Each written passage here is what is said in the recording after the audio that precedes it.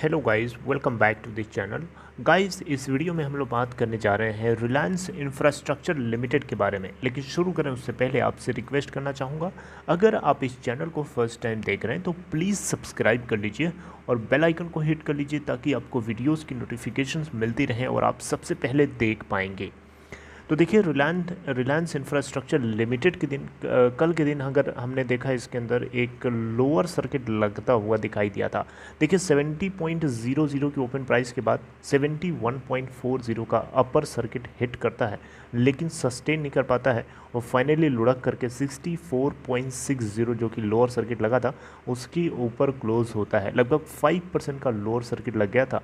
और एनएससी पे total volume देखें तो 2,82,37,172, जिसमें से डिलीवरी परसेंटेज ली गई है 41.81%। बीएससी के ऊपर अगर आप देखें तो 40,57,664 टोटल वॉल्यूम ट्रेड हुआ, जिसमें से 51.33% की डिलीवरी उठाई गई। 1704.18 करोड़ इसकी मार्केट कैप है। और अगर आप देखें तो इस कंपनी का 52 वीक लो है 14.95 का और 52 वीक हाई है 71.60 का। देखिए, ये जो गिरावट है ना, गिरावट के पीछे की क्या खबर हो सकती है? अभी तक तो लगातार अगर आप 5 दिन का ग्राफ देखेंगे तो ये लगातार आपको ऊपर चढ़ता हुआ दिखाई दिया। तो ऐसा क्या हो गया था कल फ्राइडे को कि ये गिर गया?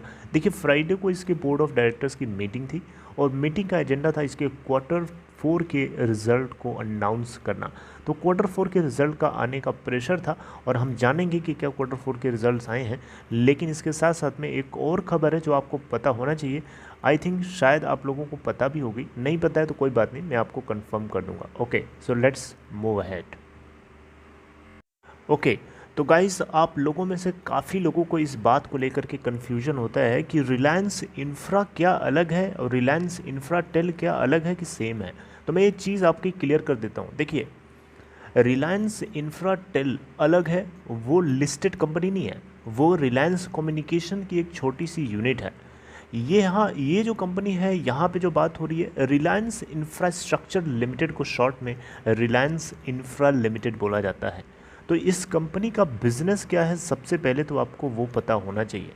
देखिए, रिलायंस इंफ्रास्ट्रक्चर लिमिटेड ये एक ऐसी कंपनी है जो डेवलपिंग प्रोजेक्ट्स में अपने स्पेशल पर्पस व्हीकल्स की मदद से बहुत हाई ग्रोथ सेक्टर्स में, जैसे कि पावर, रोड्स, मेट्रो रेल से जुड़े हुए जितने इंफ्रास्ट्रक्चर स्पेस हैं, प्रोजेक्ट्स हैं, डिफेंस सेक्टर भी इसमें शामिल कर लीजिए तो कुछ बड़ा कुछ ऐसा नहीं होगा कि कुछ अलग हो जाएगा। यानी डिफेंस सेक्टर में भी कंपनी ने पूरी तरीके से एक लीडिंग इंफ्रास्ट्रक्चर के रूप में काम कर रही है और किया है। देखिए, रिलायंस इंफ्रास्ट्रक्चर लिमिटेड एक लीडिंग प्लेयर है, लीड करने वाला प्लेयर है इंजीनियरिंग एंड कंस्ट्रक्शन सर्विसेज और पावर को डेवलप करने के लिए। राइट, इंफ्रास्ट्रक्चर से जुड़े हुए जितने प्रोजेक्ट्स होते हैं, मेट्रो या रोड बनाने का जो प्रोजेक्ट होता है। देखिए, एक कंपनी अपने स्पेशल पर्पस व्हीकल, जिसको हम शॉर्ट में SPV बोलते हैं, तो स्पेशल पर्पस व्हीकल की मदद से इस कंपनी ने एक बहुत ही शानदार एग्जीक्यूटेड पोर्टफोलियो तैयार किया है इंफ्रास्ट्रक्चर से जुड़े हुए प्रोजेक्ट्स को लेकर के। जैसे कि एक एग्जांपल के तौर पे देखिए, मेट्रो रेल प्रोजेक्ट जो कि मुंबई में है, ये बूट बेसिस पे इन्होंने एक प्रोजेक्ट तैयार किया। बूट का मतलब होता है, देखिए, बूट मतलब BOOT, बूट का मतलब होता है build, own, operate and transfer. सबसे पहले बिल्ड किया, ओन किया, ऑपरेट किया, फिर ट्रांसफ़र कर दिया। इस बेसिस पे इन्होंने मुंबई के अंदर मेट्रो रेल प्रोजेक्ट को एग्जीक्यूट किया। इसके अलावा अगर आप देखें तो यहाँ पे 9 रोड प्रोजेक्ट्स जिसको बॉट के बेसिस पे इन्होंने ट्रांसफ़र किया। बॉट मतलब क्या होता है? BOT, बॉट मतलब होता है build, operate and transfer. Reliance infrastructure limited एक लीडिंग यूटिलिटी कंपनी है जिसकी प्रेजेंस पावर बिजनेस के अंदर है, इट मीन्स पावर डिस्ट्रीब्यूशन के अंदर भी है। तो ये है रिलायंस इंफ्रास्ट्रक्चर लिमिटेड की बिजनेस से जुड़ी हुई बातें, ये आपको पता होना चाहिए। देखिए, अभी मैं Q4 की बात तो करूँगा ही, इसके अलावा एक आपसे खबर एक डिस्कस करना चाहूँगा। यहाँ पे आप देख सकते हैं HDFC ऑफलोड्स 81.05 lakh place shares of Reliance infrastructure limited. देखिए रिलायंस इंफ्रास्ट्रक्चर लिमिटेड के प्रमोटर ने 81.05 लाख, इससे कहीं ज़्यादा ही हो सकता है इन्होंने ऑफ प्लेज किए हों, लेकिन HDFC बैंक की तरफ से 81.05 लाख शेयर्स को ऑफलोड कर दिया, मार्केट में उसको बेच दिया गया। 81.05 शेयर्स जो है कंपनी के अंदर 3.08% की हिस्सेदारी को रिप्रेजेंट करता है, जो कि HDFC बेच देता है पूरा। ठीक है, देखिए यहाँ पे HDFC बैंक ने इस पूरे ट्रांजैक्शन में 43.91 करोड़ रुपए जो है स्टेक सेल से गेन किए हैं, राइट। और यहाँ पे आपको बताना चाहूँगा 18 मई से लेकर 24 मई के बीच में पूरा काम हुआ।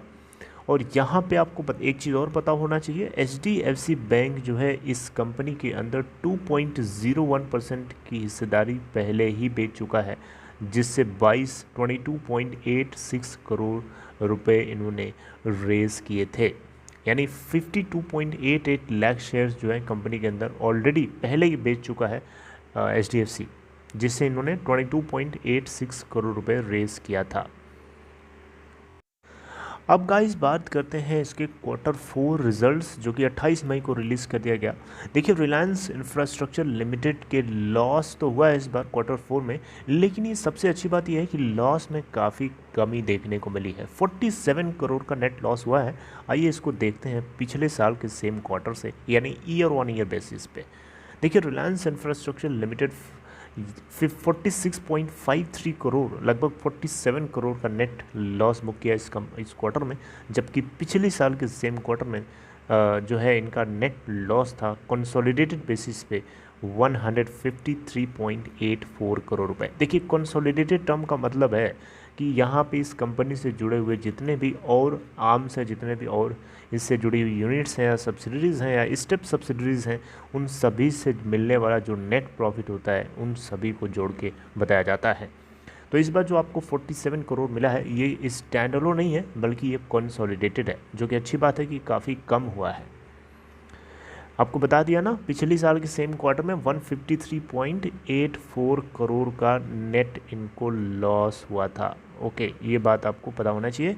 इसके अलावा कंपनी की कंसोलिडेटेड इनकम की बात करें इस क्वार्टर के लिए तो 4610.72 करोड़ निकल के आती है, जबकि पिछले साल के सेम क्वार्टर में 4012.87 करोड़ हुआ करती थी। तो देख सकते हैं इनकम के अंदर इंक्रीमेंट देखने को मिला है, जो कि आपके लिए अच्छी खबर है, कंपनी के लिए भी अच्छी खबर है। देखिए यहाँ पे एक चीज़ आपको बताना चाहूँगा गाइस, कोरोना वायरस यानी कोविड-19 से जुड़े हुए मुद्दों के ऊपर कंपनी की तरफ से क्या अपडेट मिला है। देखिए कंपनी ने कहा है कि कोरोना वायरस ने पूरे देश को और पूरी दुनिया में फैलता जा रहा है, इसका इम्पैक्ट बिजनेस पे बहुत बुरा पड़ रहा है।